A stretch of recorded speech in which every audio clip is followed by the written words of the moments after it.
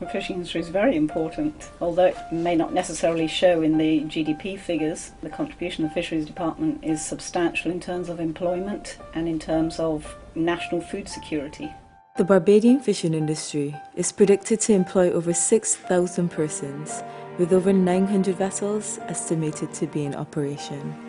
Six Men St. Peter, the last fishing village on the west, has enjoyed the bounty that the seas have provided. Here, the craft is passed on from generation to generation, but the tides, as is their nature, are subject to change.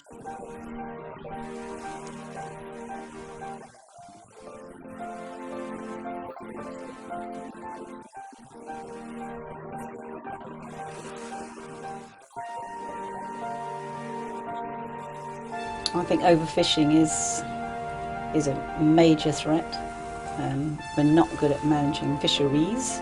There's about 60 or 70 species that are fished from the reefs with fish pots and spears. The species that have been most heavily fished are those that are vulnerable to capture, so things like the snappers and groupers and sharks. We hardly see those around our reefs anymore.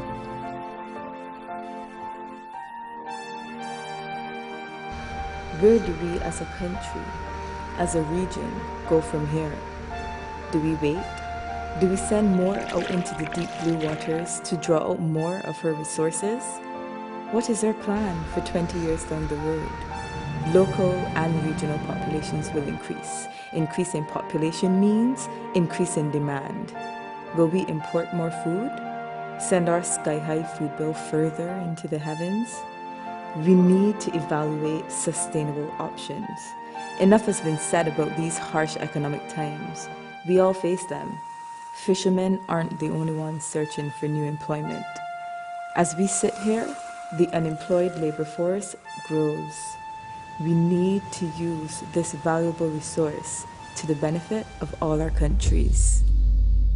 Aquaculture is growing fish, and you can have mariculture, which is growing fish in the sea, or freshwater aquaculture, which is growing species in freshwater.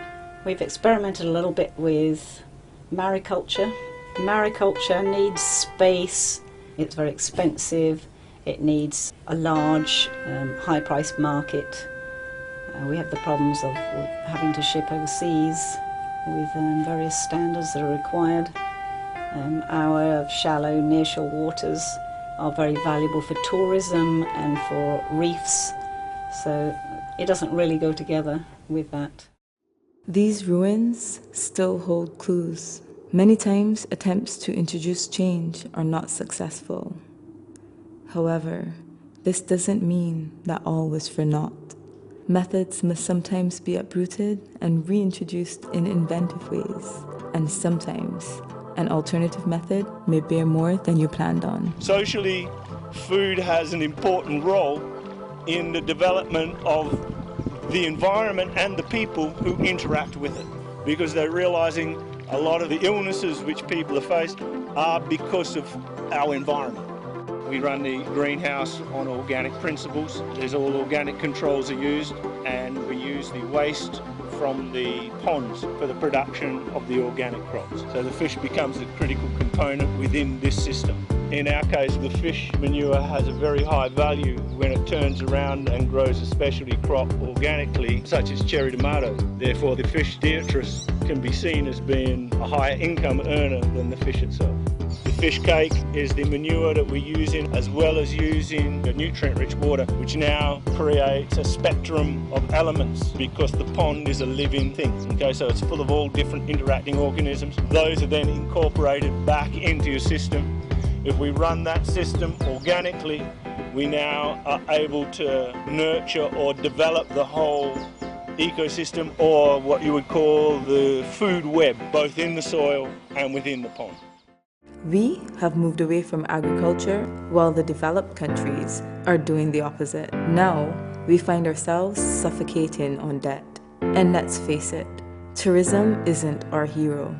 Tim's farm isn't the only answer or even the answer. But we must find a way to add value to anything we do going forward. The workforce must be stimulated, the food bill cut, and everyone must